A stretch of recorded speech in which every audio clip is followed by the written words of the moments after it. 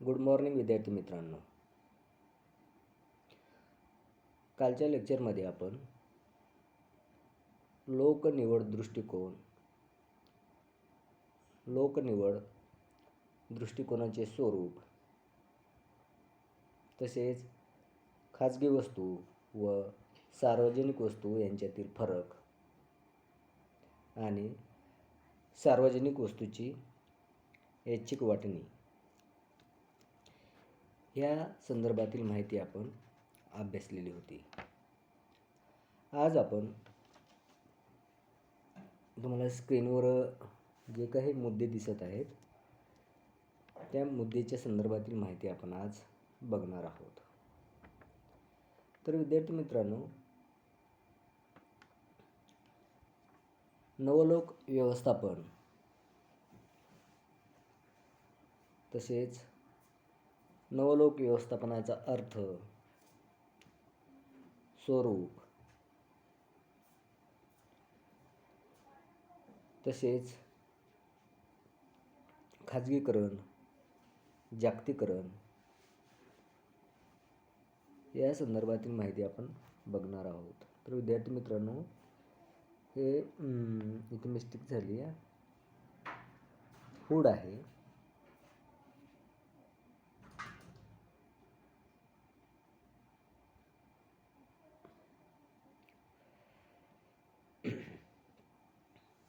तर विद्यार्थी मित्रांनो, इसवी सन 1970 ते 1980 हा काळ नवलोक व्यवस्थापन चळवळीचा कालखंड मानला जातो. युनायटेड किंगडममध्ये पंतप्रधान मार्गारेट थॅचर आणि त्याच दरम्यान अमेरिकेतील नागरी स्थानिक स्वराज्य संस्थांच्या काळात नवलोक व्यवस्थापनाचा विकास झाला. 1980 साली अमेरिकेचे राष्ट्राध्यक्ष रेगन यांच्या काळामध्ये नवलोक व्यवस्थापनाचा विकास झाला. हा प्रश्न तुम्हाला परीक्षेला विचारला जाऊ शकतो. त्यानंतर ऑस्ट्रेलिया, न्यूझीलंड या देशातील शासनांनी नवलोक व्यवस्थापनाचा मार्ग स्वीकारला. इसवी सन 1990च्या नंतर बोरिन्स, बोस्टन मार्टिन, टॅलोट, वाल्श, बुचर, गोर, हुड, नॅशोल्ड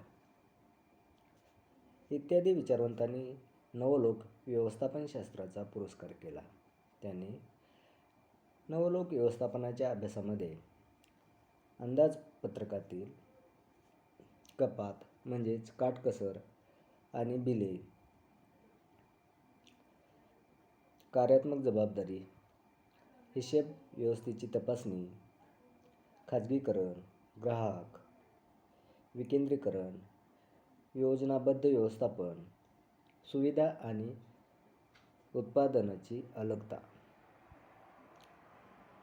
स्पर्धा, मोजमापन, बदलते व्यवस्थापन, व्यवस्थापनाचे स्वातंत्र्य, सुधारित हिशेब पद्धती, सेवक व्यवस्थापन,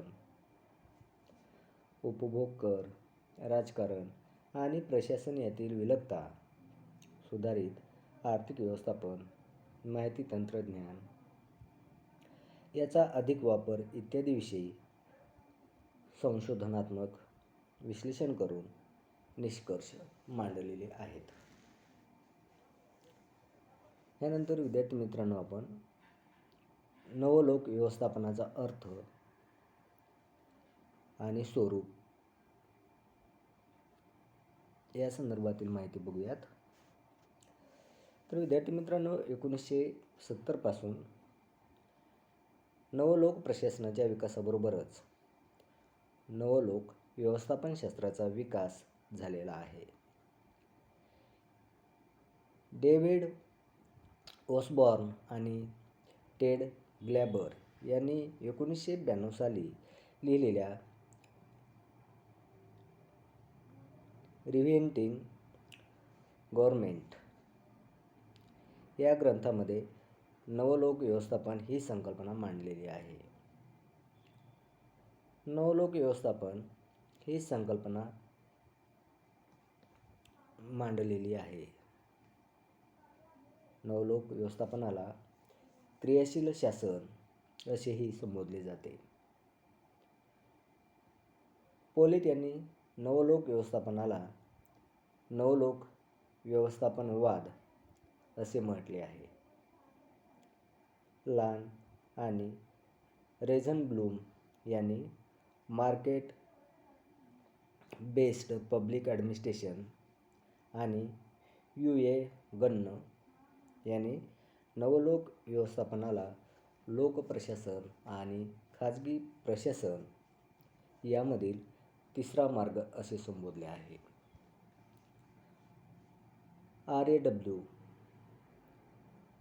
रोहोडस यांनी नवलोक व्यवस्थापनाची संकल्पना 3 ES द्वारा स्पष्ट केलेली आहे. तर विद्यार्थी मित्रांनो, यामध्ये जे काही विचारवंत आहेत, या विचारवंताचे ग्रंथ लक्षात ठेवा, तुम्हाला परीक्षेमध्ये विचारले जातील. तर R.A.W. रोहोडस यांनी नवलोक व्यवस्थापनाची संकल्पना 3 ES द्वारा स्पष्ट केलेली आहे. त्यामध्ये 3E म्हणजे नेमकं काय, त्याचा अर्थ आपण बघूयात. E म्हणजे इकॉनॉमी. इकॉनॉमी म्हणजेच काटकसर.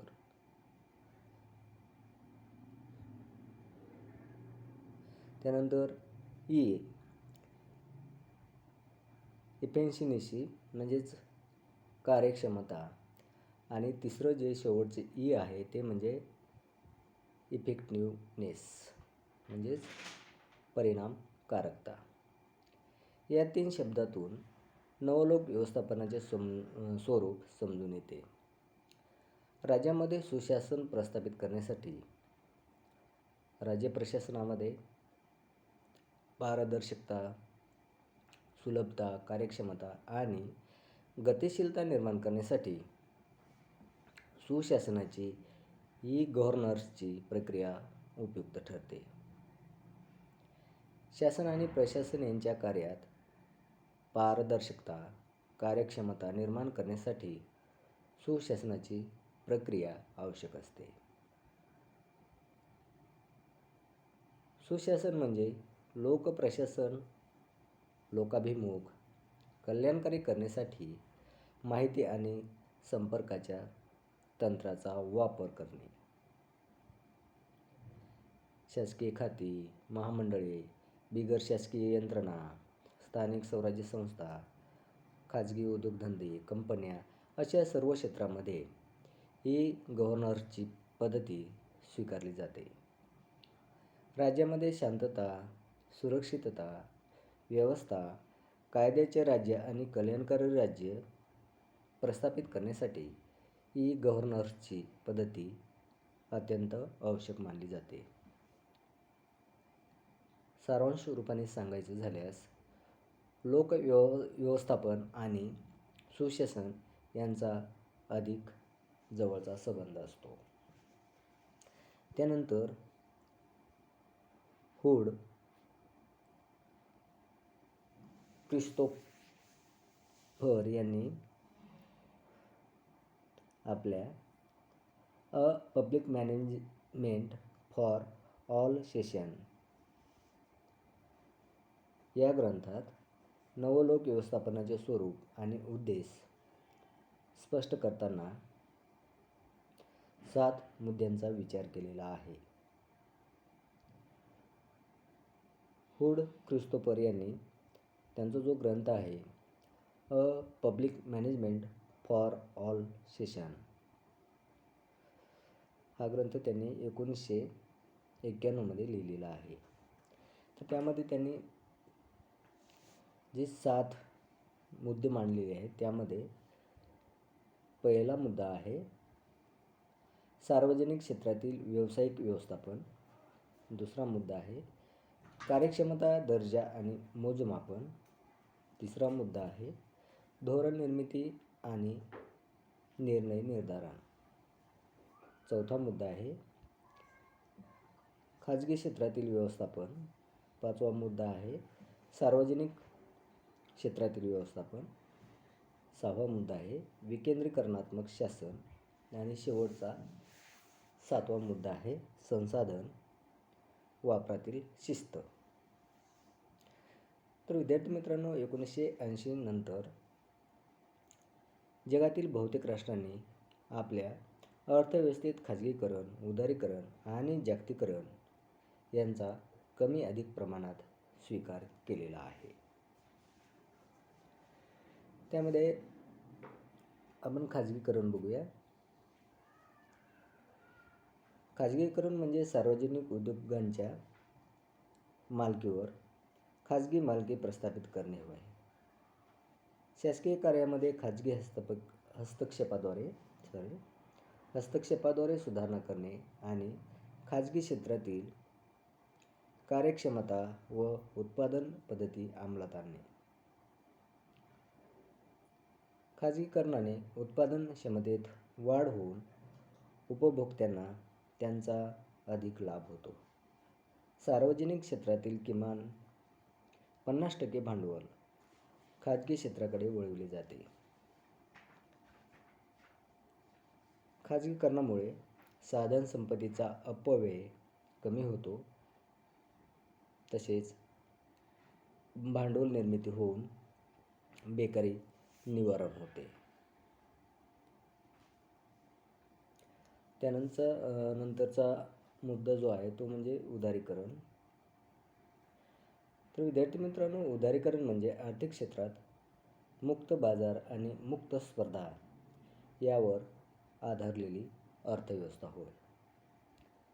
अर्थव्यवस्थेच्या कोणत्याही क्षेत्रामध्ये सरकारने अनावश्यक हस्तक्षेप करू नये. वस्तू-सेवांचे उत्पादन व उपभोग यांचे प्रमाण बाजारभावाने ठरेल.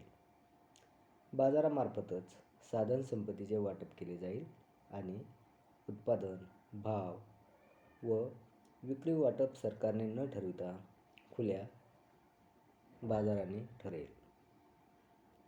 त्यानंतर जागतिकीकरण ह्या मुद्द्याच्या संदर्भातील माहिती बघूयात.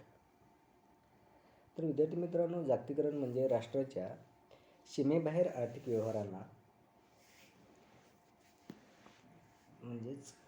व्यवहारांचा विस्तार करणे होय.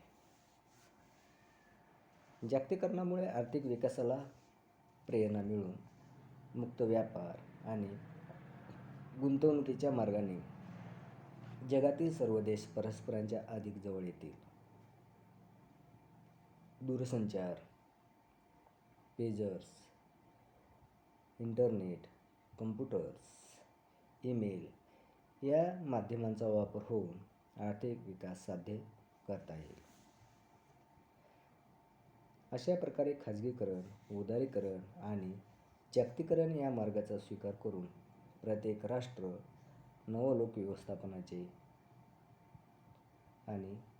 नवलोक व्यवस्थापनाद्वारे आर्थिक विकास साधण्याचा प्रयत्न करीत आहेत. भारतानेही 1991 पासून आपल्या आर्थिक धोरणात बदल केलेले आहेत. त्यासाठी सुशासनाची म्हणजेच गव्हर्नमेंटची आवश्यकता असते. म्हणूनच डेव्हिड ओसबॉर्न आणि टेड ग्लॅबर यांनी असे म्हटले आहे की आम्हाला आकाराने मोठे शासन नको, आम्हाला सुशासन हवे. आमचे प्रश्न सोडविणारे सुधारित नवे शासन हवे. मंत्रिमंडळातील केवळ संख्या वाढवून, नोकर यंत्रणेतील सनदी सेवकांची संख्या वाढवून शासकीय कार्य यशस्वी होत नाही. तेव्हा कार्यक्षम, पात्र, जबाबदार, निस्वार्थी, सक्षम मंत्री आणि प्रशासकीय अधिकारी, कर्मचारी वर्ग नियुक्त केलेला असेल तरच त्यांचा कार्यभार स्वच्छ, पारदर्शी आणि कल्याणकारी होऊ शकतो. मंत्री आणि सनदी सेवक यांनी निस्वार्थीपणे जबाबदारीने कार्य केले तर निश्चितच सुशासन निर्माण होऊ शकते. सुशासनाद्वारे प्रशासकीय कार्य पार पाडणे शक्य होते. उदाहरणार्थ 2014च्या सार्वत्रिक निवडणुकीत बहुमत प्राप्त करून सत्तारूढ झालेले भारतीय जनता पक्षाचे नरेंद्र मोदी सरकार सुशासन प्रस्थापित करण्याच्या दिशेने वाटचाल करीत आहे. नरेंद्र मोदी यांच्या मंत्रिमंडळामध्ये 45 मंत्री आहेत. यापूर्वीच्या मंत्रिमंडळामध्ये नेहमी 80च्या दरम्यान मंत्र्यांची अवाढव्य संख्या होती. पंतप्रधान मोदी यांनी लोकव्यवस्थापनातील प्रशासकीय अधिकारी आणि कर्मचारी यांच्या कार्यामध्ये अधिक लक्ष घातलेले आहे. भारतामध्ये क्रियाशील सुशासन निर्माण करण्याचा त्यांचा मानस आहे. तर विद्यार्थी मित्रांनो, आज आपण येथे थांबूयात. नवलोक व्यवस्थापनाची जी काही वैशिष्ट्ये आहेत त्यांची माहिती आपण पुढील लेक्चरमध्ये बघूयात. थँक्यू.